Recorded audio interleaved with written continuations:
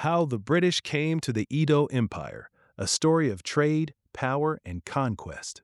Imagine standing in a great city, surrounded by massive earthworks, bustling markets, royal palaces, and skilled artists creating breathtaking bronze sculptures. This is not London, Paris, or Rome.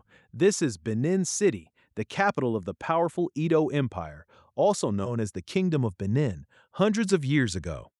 Long before the British arrived, the Edo Empire was one of the most organized and sophisticated kingdoms in West Africa. Ruled by the Oba, the kingdom controlled trade, maintained a strong military, and developed a rich culture that impressed visitors from around the world. In the 1500s, ships from Europe began appearing along the West African coast. Among them were English traders seeking opportunities for commerce. They were not coming as rulers, they came as merchants. The British traded for goods such as pepper, ivory, cloth, and other valuable products.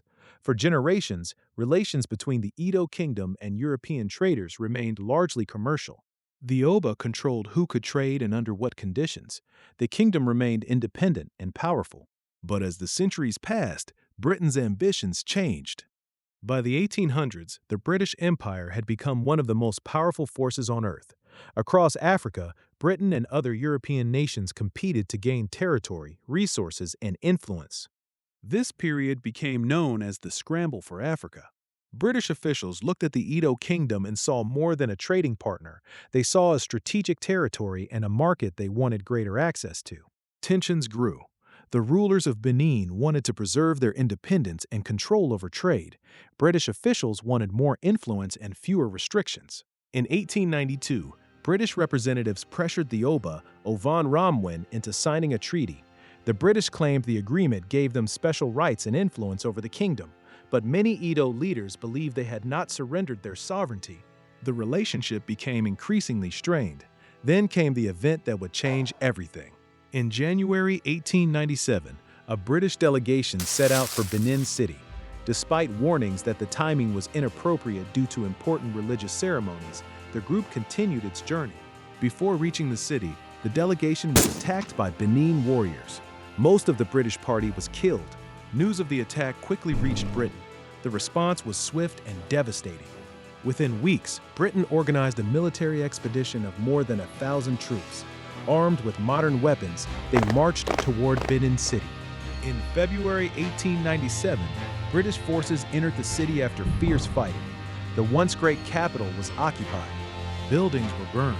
The royal palace was looted. Thousands of priceless artworks, including the famous Benin bronzes, were seized and carried away to Europe. The Oba fled, but was later captured and exiled. For the Edo Empire, it was the end of an era. A kingdom that had stood strong for centuries lost its independence and became part of Britain's expanding colonial territory in what would later become Nigeria.